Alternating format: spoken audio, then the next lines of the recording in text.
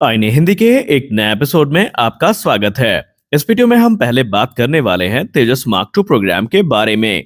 लेकिन यहाँ पर आपको जो हम पहले बताने जा रहे हैं, इसको सुनकर निसंदेह आपको अब ये पता चल जाएगा कि कैसे हम आत्मनिर्भरता के क्षेत्र में एक एक कदम कर आगे बढ़ते जा रहे हैं। हम बात कर रहे हैं हैदराबाद स्थित मिश्र धातु निगम लिमिटेड से आई एक बड़ी रिपोर्ट से, जो कि तेजस मार्क टू से संबंधित है। मिश्र धातु निगम लिमिटेड के द्वारा एक बड़ा माइलस्टोन अचीव किया गया है, क्योंकि इन्होंने पहली खेप टाइटेनियम और जो दूसरे सुपर एलॉयज हैं, जिनका इस्तेमाल तेजस मार्क टू के पार्ट्स और कंपोनेंट्स की मैन्युफैक्चरिंग में किया जाना है, उसको भेजना शुरू कर दिया है। यानी पहली खेप इनके द्वारा भेज दी गई है। और इस खेप में जो हमें टाइटेनियम और सुपर एलॉयज देखने को मिलेंगे, इनमें हम बेसिकली तेजस मार्क टू के एयरफ्रेम और जो स्ट्रक्चरल पार्ट्स हैं, उनकी मैन्युफैक्चरिंग होती देखेंगे। तेजस मार्क टू, जो कि तेजस मार्क वन ए का एक इम्प्रूव्ड वेरिएंट और अपग्रेडेड वेरिएंट है, ये भारतीय वायुसेना के लिए एक महत्वपूर्ण भूमिका निभाने वाला है। जो हाई स्ट्रेंथ टाइटेनियम और दूसरे सुपर अलॉय प्रोडक्ट हैं, जिन्हें मैदानी के द्वारा सप्लाई किया गया है, अब इनको basically centre for military airworthiness and certification के साथ कोलैबोरेशन में बनाया गया है। इसके अलावा दूसरी एजेंसीज ने भी यहाँ पर जो महत्वपूर्ण भूमिका है वो निभाई है। और ये जो स्पेसिफिकेशन रिक्वायर्ड है एरोस्पेस एप्लीकेशन के लिए, उनको पूरा करने में पूर्णतया सक्षम है। अब अगर हम टाइटेनियम एलॉयज की बात करें, तो तेजस मार्क टू के एयरफ्रेम में इनका उपयोग काफी महत्वपूर्ण बन जाता है, क्योंकि इससे जो हमें एक हाई स्ट्रेंथ है वो इंश्योर करते हैं, ये रेड्यूस वेट को इंश्योर करते हैं, सुपीरियर कोरोजन रेजिस्टेंस को ये इंश्योर करते हैं, जो कि एक high performance supersonic combat aircraft के लिए काफी जरूरी होती है।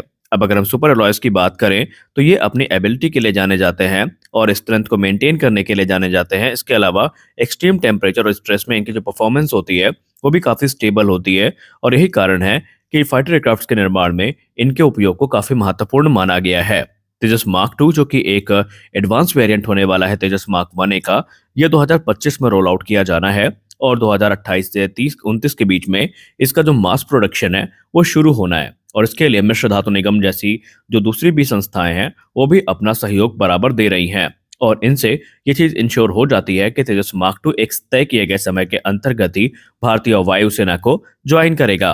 सिर्फ तेजस मार्क टू प्रोग्राम ही नहीं, बल्कि मिश्र धातु निगम लिमिटेड के द्वारा एडवांस मीडियम कॉम्बैट एयरक्राफ्ट और ट्विन इंजन डिग बेस्ड फाइटर जैसे जो प्लेटफॉर्म है, उनके लिए भी जो एलॉयज है ये सप्लाई किए जाने हैं।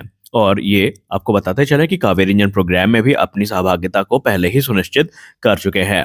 तेजस मार्क टू को लेकर जैसा कि हमने रिपोर्ट्स में आपको बताया कि 2025 के मध्य से अंत तक इसका जो रोल आउट है वो हमें देखने को मिल सकता है, क्योंकि हाल ही में एक रिपोर्ट सामने आई थी जहां पर पता चला था कि एयरक्राफ्ट्स का प्रोटोटाइप डेवलपमेंट ऑलरेडी शुरू हो चुका है और रोल आउट के बाद मार्च 2026 तक इसकी जो पहली उड़ान है वो आयोजित कर ली जाएगी। उसके बाद ये एक चरणबद्ध टेस्टिंग प्रक्रिया से गुजरेगा और 2028 के अंत तक इसकी टेस्टिंग को पूरे किए जाने का टारगेट यहाँ पर रखा गया है। और फिर 2029 तक इसके प्रोडक्शन को शुरू कर दिया जाएगा। इसकी खरीद दो अलग अलग फेजेस में होगी। फेज वन में हमें 120 एयरक्राफ्ट देखने को मिलेंगे और फेज टू में हमें फिर ये संख्या जो है ओवरऑल 200 के पार जाती नजर आएगी। अब जो फेज वन में एयरक्राफ्ट होंगे, ये जनरल इलेक्ट्रिक F414 इंजन से पावर्ड होंगे, जबकि फेज टू एयरक्राफ्ट जो है वो इंडिजिनस 110 किलोटन थ्रस्ट क्लास के इंजन के साथ आएंगे और उनमें बहुत सारी जो एडवांस और क्रिटिकल टेक्नोलॉजीज हैं वो एडवांस मीडियम कॉम्बैट एयरक्राफ्ट से बोरो होती नजर आएंगी। भारतीय वायुसेना ने पहले स्पष्ट कर दिया है कि उन्हें तेजस मार्क टू का काफी बेसब्री से इंतजार है और उनके आने के बाद ही मिराज 2000 और मिग 29 जैसे जो एयरक्राफ्ट्स हैं, ये भारतीय वायुसेना को विदा बोलना शुरू करेंगे। और इसीलिए वो प्रयासरत है कि इस प्रोग्राम को जल्द से जल्द पूरा किया जा सके। जैसा कि कुछ दिन पहले हमने अपने डिफेंस न्यूज के वीडियो में आपसे कहा था कि इस समय भारत के पास एक बड़ी अपॉर्चुनिटी है अपने अस्त्र मिसाइल को एक्सपोर्ट करने की, क्योंकि बहुत सारे रशियन एयरक्राफ्ट्स को ऑपरेट करने वाले जो देश हैं, जिसमें खासकर SU-27 और SU-30 जैसे प्लेटफॉर्म शामिल हैं, वो अब R-77 जैसी पुरानी मिसाइल्स को रिप्लेस करना चाहते हैं और एक पावरफुल अल्टरनेटिव की तलाश कर रहे हैं।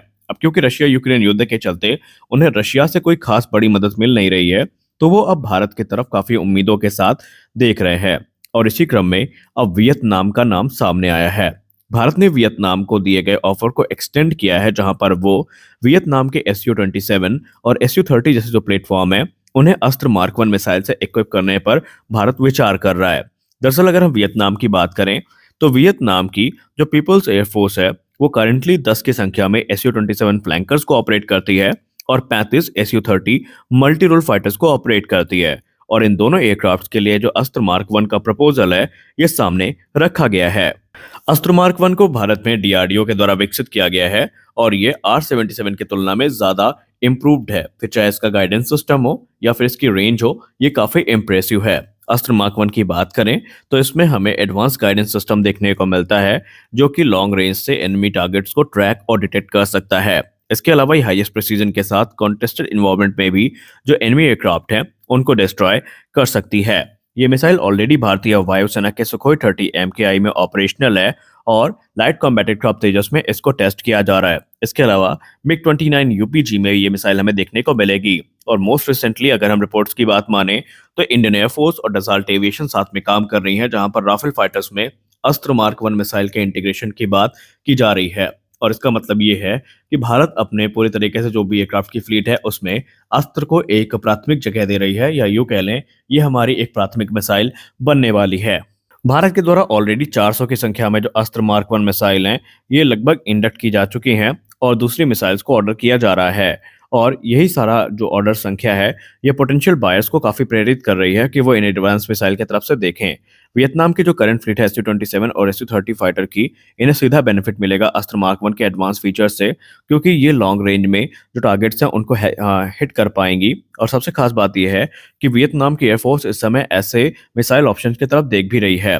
ये उन्हें एयर सुपियोरिटी तो देगी ही देगी, साथ ही साथ इसका जो इंटीग्रेशन है ये वियतनाम के Su-27 और Su-30 की फ्लीट को काफी ज्यादा ताकतवर भी बना देगा। और किसी भी कॉन्फ्लिक्ट के सिनेरियो में जो लॉन्ग रेंज इंटरसेप्शन है वो काफी क्रिटिकल होता है और इस मिसाइल की सहायता से वियतनाम वो कर पाएगा। अब यहाँ पर एक और चीज़ है जो आपको पता होना चाहिए कि अगर ये मिसाइल वियतनाम के द्वारा सेलेक्ट की गई तो उन्हें अपने मिशन कंप्यूटर और दूसरी चीज़ों में कुछ मॉडिफिकेशन भी करने पड़ेंगे, जिसकी जिम्मेदारी डीआरडीओ के द्वारा निभाई जाएगी। खैर, अगर हम मिसाइल एक्सपोर्ट की बात कर रहे हैं तो इसमें सिर्फ वियतनाम का नाम शामिल नहीं है, बल्कि इस क्रम में हमें अर्मेनिया, मलेशिया जैसे देश भी देखने को मिल रहे हैं जो लगातार अपने Su-30 के अलग अलग वेरिएंट में इस मिसाइल के इंटीग्रेशन को चाहते हैं। लेकिन डिफेंस एक्सपर्ट्स ये मानते हैं कि Su-30 के अलग अलग वेरिएंट में अलग अलग प्रकार के एवियोनिक्स और रेडार इस्तेमाल किए गए हैं, मिशन कंप्यूटर इस्तेमाल किए गए हैं, और भारत अगर इनको इंटीग्रेट करना चाहता है तो भारत को एक कॉम्प्लेक्स प्रोसेस से गुजरना पड़ सकता है। भारत के केस में भारत अपने Su-30 MKI में इंडिजिनस मिशन कंप्यूटर यूज करता है और आने वाले भविष्य में इंडिजिनस रेडार भी हमारे पास होंगे, लेकिन ये हमें फैसिलिटी जो है वो दूसरे एयरक्राफ्ट पे देखने को नहीं मिलेगी। और ये जो कॉम्प्लेक्सिटीज हैं ये अस्त्र मार्क 1 के इंटीग्रेशन को थोड़ा मुश्किल जरूर बना सकती हैं। लेकिन अगर भारत चाहे तो भारत इस प्रकार की समस्याओं का निवारण करके एक बड़ी जो एक्सपोर्ट अपॉर्चुनिटी है उसको ग्रैब कर सकता है। तो आज के इस वीडियो में बस इतना ही। आशा करते हैं वीडियो अच्छी लगी होगी। वीडियो अच्छी लगी वीडियो को लाइक करिए, नया चैनल को सब्सक्राइब करिए। मिलते हैं अगले वीडियो में, तब तक के लिए जय हिंद।